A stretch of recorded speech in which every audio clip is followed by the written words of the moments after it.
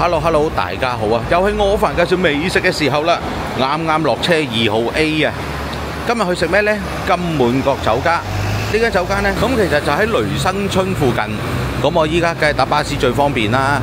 搭地鐵 C2 出口大約都要行8分鐘左右，所以大家睇翻自己有咩適合嘅路線搭嚟，小巴又好，巴士又好，好似我咁今次搭巴士就最方便啦。搭地鐵就自己喺地鐵站 C2 出口揾翻適合嘅路線行過嚟啦。咁我呢，依家行過去就好近嘅啫，2至3分鐘就到噶啦，唔算話好遠。依家時間好尷尬，接近下午茶，搭10。咁係咪有下午茶我亦都唔知，因為冇乜資訊啊，完全差唔多冇啊。咁因為太新啦呢間嘢 ，Google Map 都未有，咁所以依家過咗去先，睇睇咩情況，一陣再講。嗱，轉個彎就見到噶啦。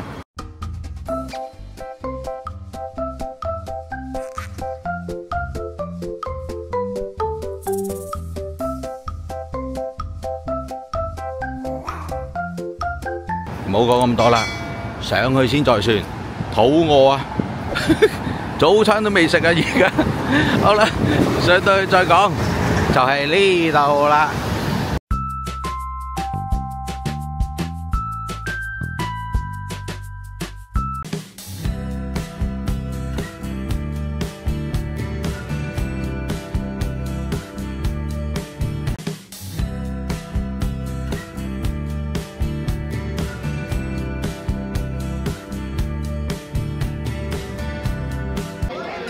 好啦，入到嚟坐低咗啦。呢間金滿閣呢，重新裝修過之後，好靚，冷氣好舒服。下午茶時間呢，由2點至4點嘅，小點19，中點26，大點30，特點34，同埋茶位8蚊。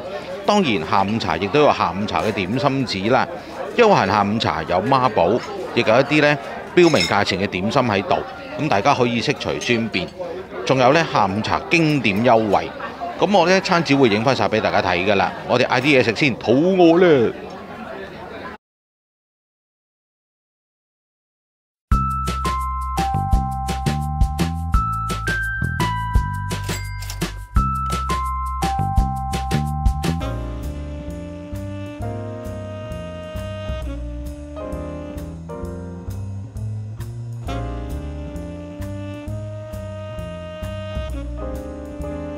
嗱，趁依家仲新鮮滾熱辣，講咗呢個南翔小籠包先。其實喺酒樓嗌小籠包呢，都有啲窄窄地嘅，同埋有啲危險嘅。但係呢度呢，寫明有經典嘅午市，仲有好多款，唔係話中間整個小籠包咁簡單，所以我覺得應該穩陣。一籠呢有4隻，36蚊嘅。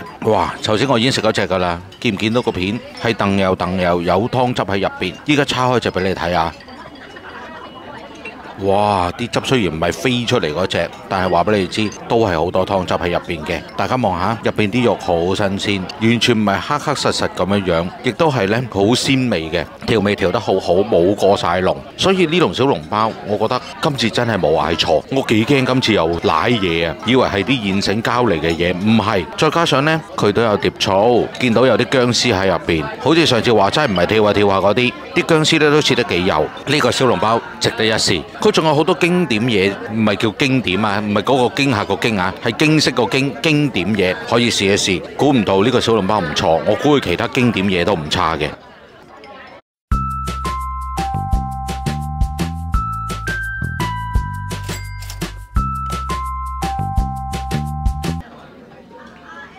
喺休閒下午茶嗰張餐單裏邊呢，有一項叫下午茶特價品啊。原來裏邊呢有好多個燒味嘅選擇啊。單點最貴呢就係燒鵝啦，可以配米粉、河粉或者檬粉，都係28蚊啫。而雙拼我都有一剎那想考慮啊，35蚊咋。不過今日係冇得嗌瀨粉，所以呢同凡哥商量完之後呢，我都係嗌咗米粉。咁鏡頭面前呢碟呢就係燒鵝啦。拎到上台嘅時候呢，其實有啲插曲嘅。咁我哋喺最後食評先講燒鵝方面呢，個皮就唔脆噶啦，脂肪呢就呢一嚿比較明顯啲咯，佢都有嘅，就唔似燒鴨係比較瘦啊冇脂肪，呢嚿都有啲肥膏喺度嘅。咁鵝肉呢，我就輕輕唔係幾滿意啦，有少少腍啊梅嘅狀態，但係又未至於好梅，係啱啱窄界嗰種梅咯。不過佢呢一個呢係鵝胸嘅位置比較厚嘅肉，所以我就好容易感受到嗰種質感啊。反而呢，我而家夾起呢嚿鵝背，佢就好好喎，因為冇乜鵝肉喺度嘛，咁佢有啲皮楞住啲骨，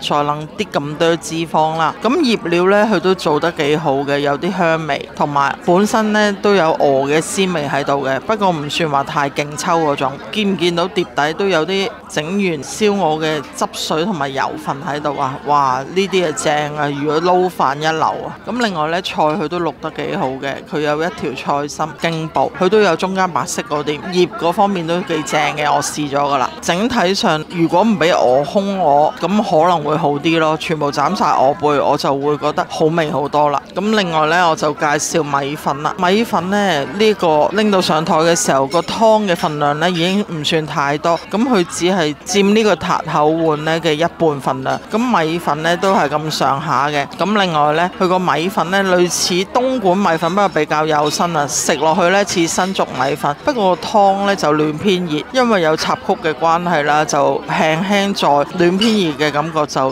漸漸消失咗啦。咁但係呢就好啱我胃口，佢係比較爽比較滑嘅，咁食起上嚟呢都幾好食，份量都幾多啊，咁我覺得 OK 嘅。咁最後尾呢，就係有碟酸梅醬啦，酸梅醬正正常常啦，就唔似係包裝預製啊擠出嚟嗰啲，都似係一桶裝買再倒出嚟，佢就唔似自己調製嗰種咯。不過都 OK 幾好食，所以我覺得整體上呢都算正正常常係 OK 嘅啦。咁28蚊呢係抵食嘅，如果我唔要鵝胸呢，就會好啲咯。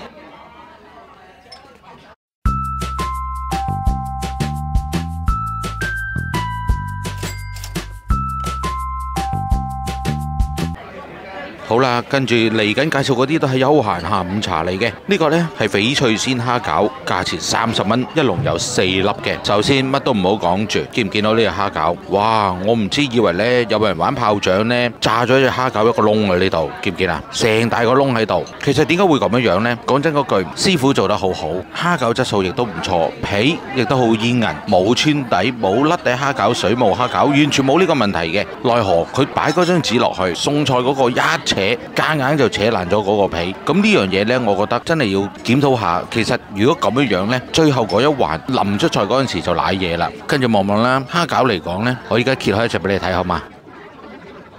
你都睇到啦，皮幾煙韌下嘅，同埋蝦呢亦都好爽身，鬆出嚟呢係新鮮滾熱辣，出晒煙嘅。大家睇到啦，綠色嗰度呢係脆肉瓜嚟嘅，佢切得好細粒。佢想做到點樣呢？有筍嘅效果，但係呢，佢亦都做唔到個筍嗰種嘅鮮味出嚟。筍呢係一種好特別嘅味道嘅，而佢係冇嘅。脆肉瓜係代替唔到嘅，脆肉瓜係代替到個口感啫，代替唔到個味道。咁所以呢個蝦餃呢，調味調得好，蝦亦都夠爽。奈何呢度令佢失分高啦。你睇下，哇，好似俾狗咬咁樣，真係搞唔掂。價錢唔貴，30蚊，但係如果只要師傅將嗰張單唔好咁樣擺喺個籠度，擺開佢，我覺得會比較好好多添。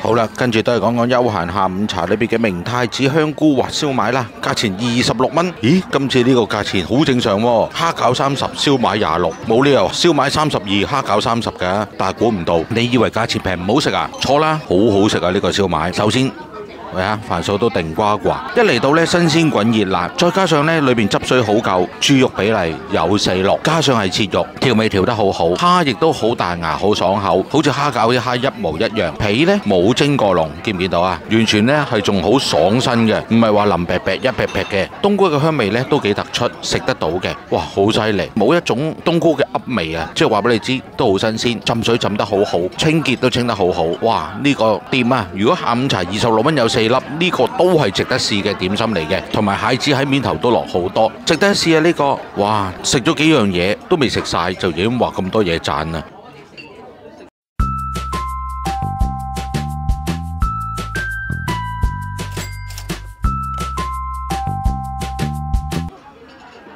哇，好開心啊！一見到呢一籠呢，回憶翻我以前小學呢去麗思餐廳嗰度呢，嗌蓮蓉包啊，佢似唔似蓮蓉包嘅包皮面啊？咁其實呢，蓮蓉包呢個包皮呢，佢會用京式叉燒包嗰個做法，不過佢會點一點紅色落去嘅。如果係奶黃，好似而家一般酒樓嘅奶黃流沙包呢，佢就會點橙色嘅。但係呢，上海鋪呢，多數都係蓮蓉嚟噶啦。咁而家鏡頭面前呢籠呢，係杏汁流沙包啊！我喺休閒下午茶嗰張餐紙自選孖寶38有2款嗰度呢嘅 B 項其中一款嚟嘅。其實佢總共 B 項有10款，而 A 項呢，佢只係得6款嘅啫。未食過杏汁做流沙嘅感覺呢，所以要試下啊嘛。但係拎到上台嘅時候呢，有一個呢砸扁咗啊！我差啲以為呢，點解將啲餡搞到蒸完之後凹咗落去㗎？其實唔係，可能係個籠呢搭得唔好，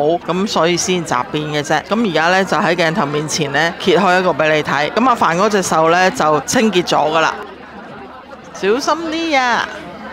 真係有流沙，哇！大鑊舐嘢啊！見唔見到啊？其實佢真係爆汁㗎，嗰啲杏汁呢會好似奶黃平時嘅流沙一樣呢，全部揩到周圍都係。咁食落去呢，唔似藥水味嘅喎，因為杏仁嘅份量唔係落得好多。因為呢，我知有啲人呢唔中意食杏仁嘅香味嘅，好似食緊呢醫院俾嘅藥水咁樣。咁所以呢，佢就唔中意呢種味。但係呢種呢，佢係溝咗少少好似油份嘅嘢，所以呢，杏仁嘅香味呢，佢係有，但係點到即止嘅啫，但係佢流沙嘅感覺實在太好，佢個包餡同包皮嘅比例呢，應該多於1:1添啊！個餡呢，分分鐘仲多過個皮啊，所以我覺得好欣賞啊！呢一個呢，熱辣辣食嘅時候呢，真係特別享受啊！同埋個餡呢都唔係太甜，所以呢，就算好驚個流沙做到好甜嘅效果呢，佢就冇咯，反而佢個口感呢幾特別，幾欣賞。咁阿凡哥頭先都試咗半個㗎，好唔好食啊？好味喎，佢比奶黃嗰個冇咁流，因為啲杏汁又唔濃，所以幾好食。呢一個杏汁流沙包呢，都係第一次試，幾特別。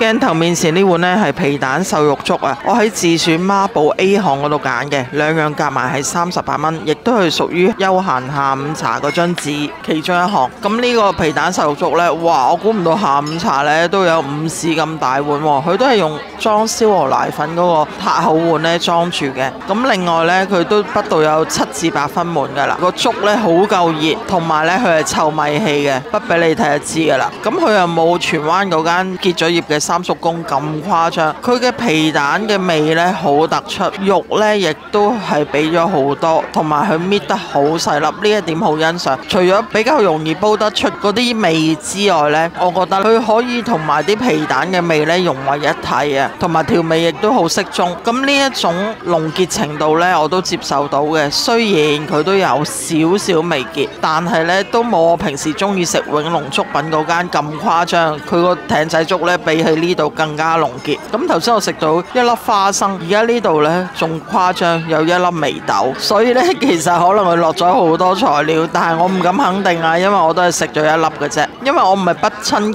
羹粥呢都有呢啲材料喺度啊，但係呢個味道同埋嗰個濃結度呢合併一齊呢，真係相當之好食，同埋拎到上台係好夠熱。頭先呢，我食咗幾羹，我就諗住俾阿凡哥食啦，不過佢唔得閒啊，掛住影相，去到而家都未食。而家呢，好彩我冇乜搞過個粥啊，所以呢，瀉水嘅情況都有，但係呢唔係好誇張，應該都 OK， 好好食嘅。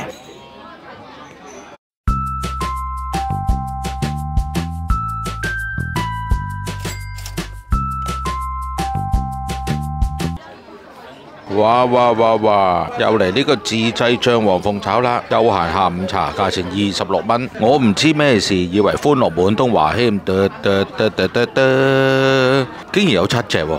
哇，真係你話東華三院籌款啊！講笑啫。講真嗰句啊，真係好少見噶啦。雖然你話有啲一隻，根本呢啲叫一隻腳趾，就咪叫一隻，但係呢，起碼都叫做斬咗7隻出嚟啊，係咪先？呢個鳳爪呢，骨選得開嘅，同埋炸得幾夠身啊！即係話呢，你見到唔係似煲湯鳳爪咁樣樣，味亦都好夠，辣到呢，我略嫌有少少辣添，因為個嘴唇有啲赤赤地。你知我啦，對辣呢樣嘢都幾敏感嘅。豆豉都幾多，當然呢啲真係豆豉嚟㗎，我唔講其他嘢。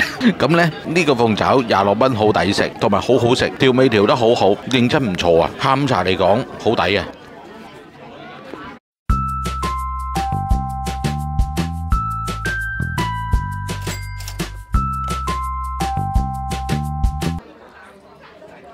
喺自選孖寶 A 項呢，我揀咗蘿蔔雞絲腸粉啦。自選孖寶頭先介紹過啦，兩項夾埋係38蚊。咁其實呢，蘿蔔雞絲腸我同凡哥呢都有啲驚嘅。點解呢？因為凡哥同我講話會唔會係雞絲粉卷啊？我哋呢就比較怕食雞絲粉卷，因為好多時呢嗰個粉卷嘅皮呢比較腍身回同埋厚啊。咁所以呢，我就有少少驚啦。不過見到餐單寫住腸粉呢，就想試下啦。咁所以我就嗌咗啦。咁呢個蘿蔔雞絲腸呢，真係喜出望外喎，好好食。其實呢，叫凡哥影咗張相噶啦，啱啱將其中一條呢整開咗一半嘅時候呢，就啲蘿蔔絲呢，比嘅份量好多啊，同埋佢切到好幼，好幼呢，就食落個口感呢，相當唔錯，好似好豐富咁樣樣。同埋啲蘿蔔呢，佢係加咗糖去整噶，咁所以個葉味呢，甜甜地，佢已經呢蓋過晒蘿蔔本身嘅瀝味結味。咁而雞絲呢，佢亦都係切得好幼，間唔中啲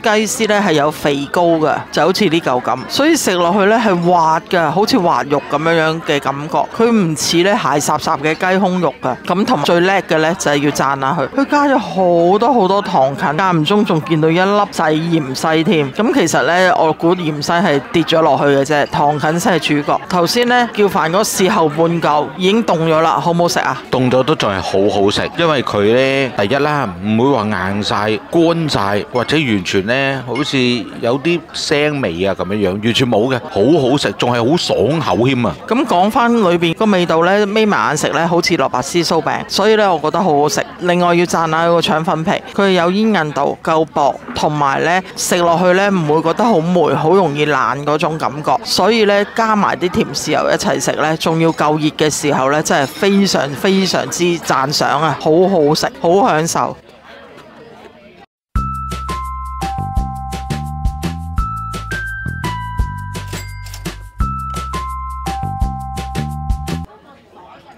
好啦，跟住都係休閒下午茶裏邊嘅黑椒牛仔骨啦，價錢28蚊喎。哇！呢個點心滿心歡喜啦，諗住喂發達啦，28蚊牛仔骨。近排呢都食過一間牛仔骨啦，比較有啲失望，咁我諗住呢間都會好啦。殊不知都係糖水滾糖魚嘅啫，不無多樣。咁其實牛仔骨呢，佢都有3件幾啦，我估3件到啦，因為又大又細。不過呢，點解我哋食到咁多先至去講呢？就係我唔敢肯定呢度係用梳打粉淨鬆肉粉去揦呢一嚿肉，因為呢嚿肉呢，雖然佢食落去冇話好紮實，但係牛味就冇晒噶啦。黑椒味唔係好搶口，即係話呢，唔係上次好似嗰間啲黑椒味冚晒啲牛肉味，或者啲鬆肉粉嘅味，令到呢你個味覺得嗰嚿肉唔係話係冇牛肉味嘅啫。但係呢度佢因為黑椒味唔夠勁啊，所以你會食到牛肉味真係冇晒嘅。咁呢度呢，食完之後我就覺得好麻麻，因為其實講真嗰句，牛仔骨本身係好係靚嘅，唔需要搞咁多花神。呢啲一定係呢雪咗好耐，千年陳皮紅豆沙嘅朋友，千年雪藏骨嚟嘅。咁所以呢，佢一定要用啲方法令到佢嘅雪味冇咗啦，比較鬆身啲啦。咁所以呢，呢個我覺得就好一般啦。同真係出邊整嗰啲呢，我食過之前有啲牛仔骨係好正嘅，而呢度就講唔上正。呢啲呢，感覺似有啲叫做出名嘅豉油王餐廳啦。咁佢做嘅方法亦都係咁樣樣嘅，將佢呢會好似抌個炸彈落去炸一炸佢，咁令到佢裏邊呢所有嘢都會改變晒，或者落一啲粉落去呢，令到佢呢完全所有嘢都唔係嗰回事啊！依家佢想化腐朽為神奇就化唔到啦，化骨綿掌就中晒啦呢一樣嘢。咁另外呢，佢都有啲豆卜啦，冇食到啊，呢個未食啊，食到呢嚿嘢我都有啲失望啦。咁呢碟嘢我唔推薦，今日呢餐我相信係呢個唔推薦嘅啫。仲有一樣嘢未講，講埋先話俾你知。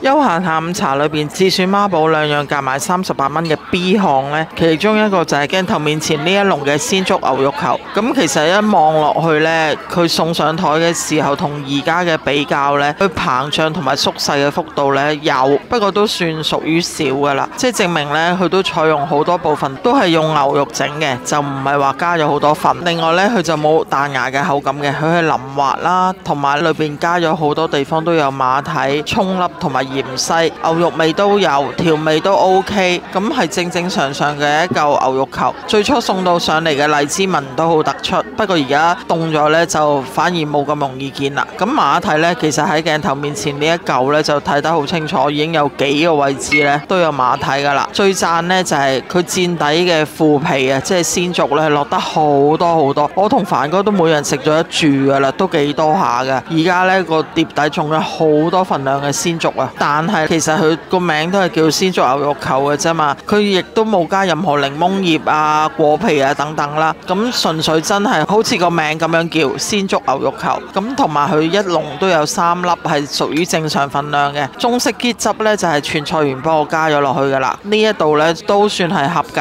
因為佢又唔係好突出，但係亦都唔係好唔好食嗰種咯。OK 嘅。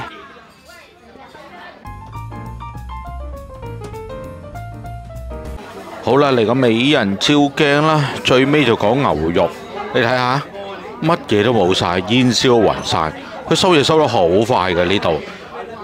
阿凡嫂個辣椒油都未食就收埋添，真係快過閃電啊！真係。跟住就講嗰個最後總食評啦。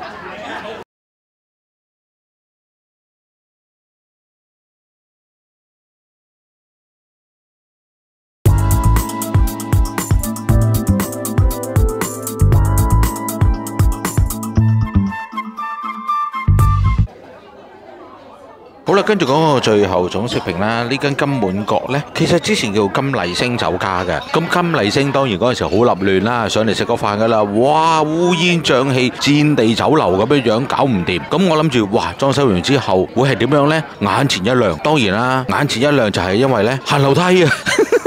以前都係嘅，講真啦，以前都係行樓梯嘅，但係上到嚟係另一個景象咯。再加上嗌完嘢食之後，簡直係完全兩回事啊！雖然價錢你可能會略嫌貴啲，但係講真，我哋今日食咗293蚊，又有燒鵝，又有點心，仲有小籠包添，哇！仲想點呢？真係咁嘅價錢，成個江落山咁大，真係去邊度揾呢？今日嘅嘢食真係差唔多，我可以話冇乜嘢可以挑剔㗎啦。講真嗰句，因為呢啲嘢真係好好食，唯一呢。我覺得佢有少少嘢要真係做翻好啲，我覺得會更加好。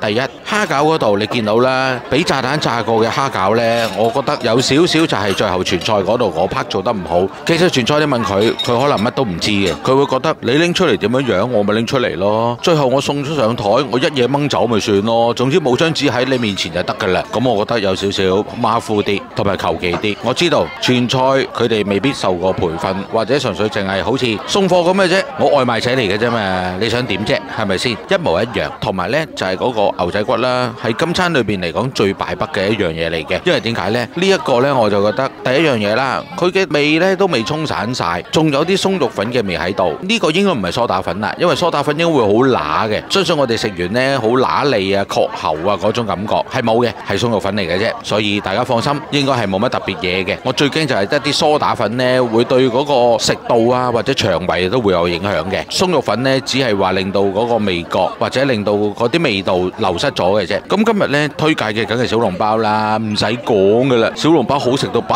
得了，36蚊竟然係自家製，同出邊嗰啲呢上海菜呢差唔多。另外就係嗰個燒賣啦，燒賣個豬肉竟然係切肉，肥豬肉有4:6比例，哇！呢個掂啊，話俾你哋知唔得掂。呢間呢，我一定會再嚟，或者我會帶啲網友上嚟食飯嘅。呢間我覺得其實冷氣又好啦，服務員招呼又好啦。掂啊，一定會再嚟啊！I will be back。其餘嘢等老婆講講啦。哇，今日都有一半嘢推介啊！咁另外嗰3項呢，就係皮蛋瘦肉粥啦，頭先叫做凍咗啲噶啦，俾阿凡哥試，好唔好食啊？皮蛋瘦肉粥好好食喎，仲要唔細碗喎，咁嘅價錢咁大碗，仲要料又夠，唔係支離破碎嘅意思係點解呢？粥還粥，料還料，兩種未分開，佢係混為一體嘅，係好夠味嘅，即係煲粥煲晒啲味出嚟嘅。同埋好難得呢，佢啲瘦肉絲頭先話整到好細啊嘛，居然係有肥有瘦噶，食落去唔鞋口，真係非常之好。同埋佢揀選嘅皮蛋都 OK 嘅，有啲皮蛋呢煲極都唔出味啊，佢啲皮蛋真係幾好食。咁係我咁耐以嚟呢記憶所及呢，一兩間叫做比較突出啲嘅皮蛋味呢，就係例如好似太子嗰間熱點咁樣啦，佢嘅皮蛋味好突出。